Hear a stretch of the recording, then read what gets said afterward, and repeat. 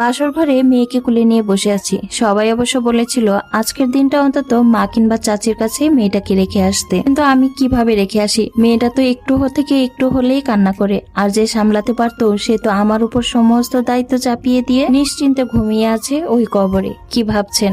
সত্যিই ভাবছেন এটা আমার দ্বিতীয় বিয়ে? পারিবারিক ভাবে দেখাশোনা করে হাতে গোনা 10-12 জন লোকজন নিয়ে আমাদের বিয়েটা হয়েছে।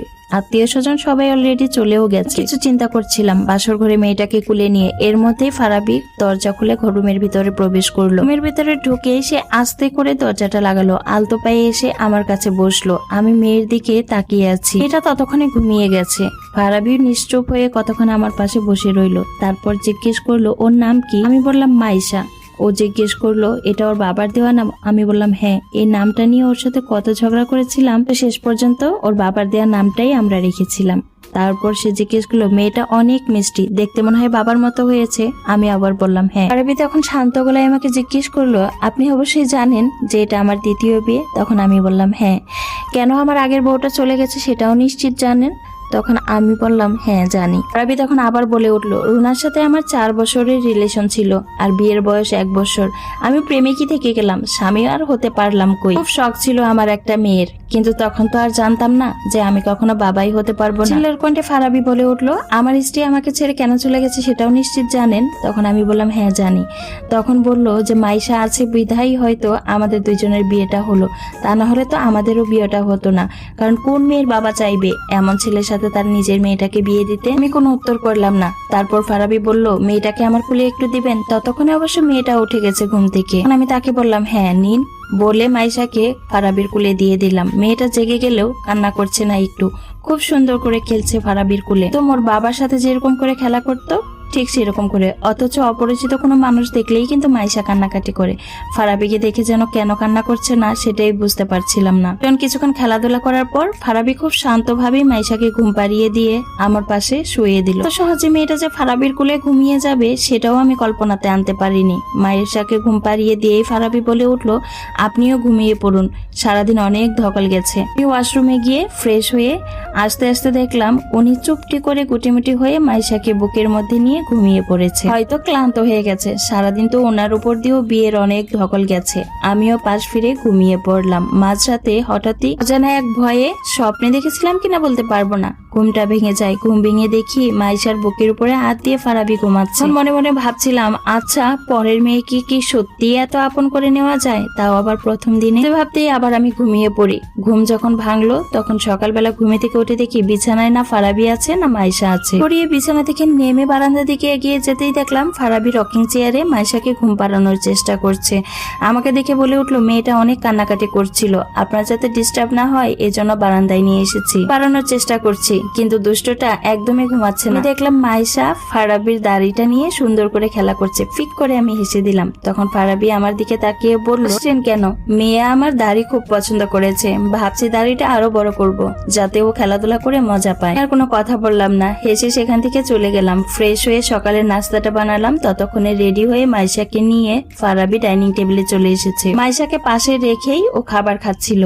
খেতে খেতে বলল আচ্ছা আপনি কি বেলের আচার বানাতে পারেন? তখন আমি মাথা নাড়লাম হ্যাঁ পারি, আমার এক্স হাজবেন্ডের খুব পছন্দ ছিল। মা ওর জন্য সবসময় বেলের আচার বানাতো আর উপরা বয়মটা একদম খালি করে ফেলতো। তাই একদিন আমার শাশুড়িকে বলেছিলাম যে মা আমাকে একটু শিখিয়ে দিবেন। তো শিখেছিলাম ঠিকই, কিন্তু কখনো তাকে বানিয়ে খাওয়ানো হয়নি, কারণ তখন মাইশা ছিল আমার পেটে। মাইশার জন্মের পর মাইশাকে নিয়েই ব্যস্ত হয়ে পড়েছিলাম। ভেবেছিলাম একটু বড় হলে বানিয়ে খাওয়াবো, তো সেটা আর হলো না। মাইশার যখন 3 মাস বয়স হঠাৎই রোড অ্যাক্সিডেন্টে সে মারা যায়, তাই আর বানিয়ে খাওয়ানো হয়নি। কথাগুলো ভাবছিলাম আর চোখের কোণে জল চলে এসেছিল। ফারাবি সেটা খেয়াল করার আগেই আমি মুছে নিলাম। আমি মাথা নাড়লাম হ্যাঁ বানাতে পারি, বেল নিয়ে আসেন আপনাকে বানিয়ে খাওয়াবো। ফারাবি তখন বলে উঠলো রুটিটা অনেক মজা হয়েছে, নাস্তাটা খেতে খুব ভালো লাগছে। তখন আমি বললাম পোড়া রুটি খেতেও ভালো লাগে নাকি? ফারাবি তখন মুচকি হেসে বলে উঠলো সুন্দর হাতের পোড়া রুটিও খেতে অনেক মজা। আমি তখন ভাবছিলাম দুইজন মানুষ একই রকম কিভাবে হতে পারে। আর বাবাও সবসময় আমাকে এভাবে খুশি করার চেষ্টা করতো, আমার ছোট ছোট ভুলগুলো কখনোই ধরতো না। আমি নাস্তা করে ল্যাপটপ নিয়ে মাইশাকে নিয়ে বিছানার উপরে গিয়ে বসলো।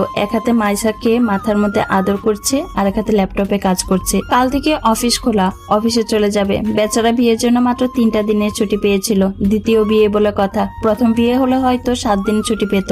দিন সারাটা দিন ফারাবি মাইশাকে নিয়ে কাটিয়ে দিল, খেলাধুলা করে, কথা বলে, ঘুম পাড়িয়ে, মানে মাইশার সবকিছু করে। পরের দিন সকালবেলা ফারাবি ঘুম থেকে উঠে যখন অফিসে যাবে, আমি মাইশাকে কুলে নিয়ে দরজার সামনে দাঁড়িয়েছিলাম। ফারাবি বলে উঠলো, আমার না খুব শখ ছিল আমি যখন অফিসে যাব তখন আমার বোর কপালে আলতো করে একটা চুমু দিয়ে যাব। আমার এক্স ওয়াইফের এটা পছন্দ ছিল না। ও সবসময় বলতো এই সমস্ত ন্যাকামি আমার একদমই ভালো লাগে না, আপনারও কি ভালো লাগে না? তখন আমি একটু লজ্জাই পেলাম, আমি মাথা নাড়লাম হ্যাঁ। তারপর ফারাবি আলতো করে এসে আমার কপালে একটা চুমু দিয়ে, মাইশার কপালে একটা চুমু দিয়ে অফিসে চলে গেল। আমি রান্নাঘরে রান্না করছিলাম আর মাহিনের কথা ভাবছিলাম। মাহিন যদি রোড অ্যাক্সিডেন্টে মারা না যেত তাহলে আমার আর মাইশার জীবনটা হয়তো অন্যরকম হতো। এর কথা ভাবতেই আমার চোখ গড়িয়ে পানি পড়ছিল। ঠিক সেই মুহূর্তেই আবির ফোন আসে। ফোনটা রিসিভ করতে ওই পাশ থেকে বলে উঠলো, কান্না করছিলেন নাকি? আমি বললাম না, পেঁয়াজ কাটছিলাম তাই চোখ দিয়ে একটু পানি পড়ছিল। তখন ফারাবি ওই পাশ থেকে জিজ্ঞেস করলো, আমার মেয়েটা কি করে? আমি বললাম মাইশা ঘুমাচ্ছে। আপনি কি করছেন? রান্না করছেন তো? আমি কিন্তু দুপুরে লাঞ্চটা অফিসেই করব, নিজের জন্য কার্পণ্য করবেন না, রান্না করে সময় মতো খেয়ে নিবেন, মেয়েটাকেও সময় মতো খাইয়ে দিবেন, একটুও যেন অবহেলা না হয় আমার মেয়েটার।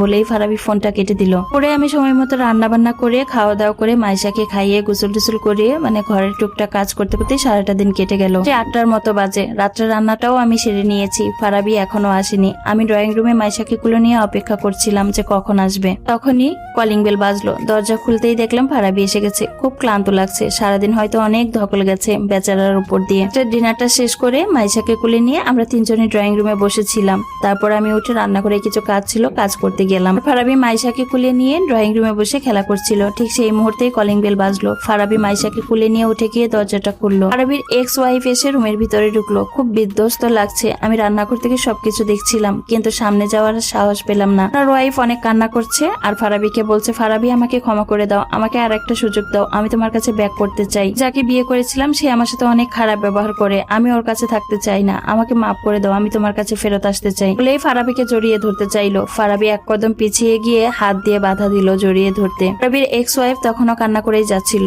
তখন ফারাবি বলল, তুমি কি বলছো এসব? এটা কখনোই সম্ভব না, আমি বাবা হতে পারবো না। সেটা জেনেই তো তুমি আমাকে ছেড়ে চলে গিয়েছিলে। আমি এখনো বাবা হতে পারবো না, তুমি আবার কিভাবে ফিরে আসতে চাও? ওনার এক্স ওয়াইফ মাইশাকে দেখিয়ে বলছে, তোমার মেয়ে অনেক পছন্দ ছিল তাই না? আমরা ওকে রেখে দেব, আমি ওকে মায়ের মতো করে মানুষ করব, তুমি আমাকে একটা সুযোগ দাও, আমাকে ফিরে এত আসতে দাও। তখন ফারাবি বলে উঠলো, তুমি কি বলছো এসব? তুমি এত স্বার্থপর কিভাবে হতে পারো? আমার আর আমার ওয়াইফের মেয়ে, তোমার সাথে ওর সাথে কোনো রিলেশন নেই, আর তোমার জায়গা আমার বাড়িতে নেই। আমার বাড়ি কি গেস্ট হাউস যে যখন মন চাইলাম চলে আসলাম আর যখন মন চাইলাম চলে গেলাম? চলে যাও প্লিজ এখান থেকে। বলেই তার এক্স ওয়াইফকে রুমে থেকে বের করে দিল। আলতো পায়ে মাইশাকে নিয়ে রান্নাঘরে এসে আমার হাতটা ধরে বলল, আমার সাথে ছাদে যাবেন? কেউ নিঃশব্দে তার সাথে ছাদে গেলাম। ছাদে যাওয়ার পর সে আমাকে রংধনু দেখালো। আমাকে আর মাইশাকে বুকের ভিতরে জড়িয়ে ধরে বলে উঠলো, মাহিন ভাই আমার জন্য সম্পদ রেখে গেছে, এই অমূল্য সম্পদ কি আমি হারাতে পারি? কখনোই না, কোনোভাবেই না। সমস্ত স্টোরিটা ছিল একটা আপুর লাইফ থেকে নেওয়া।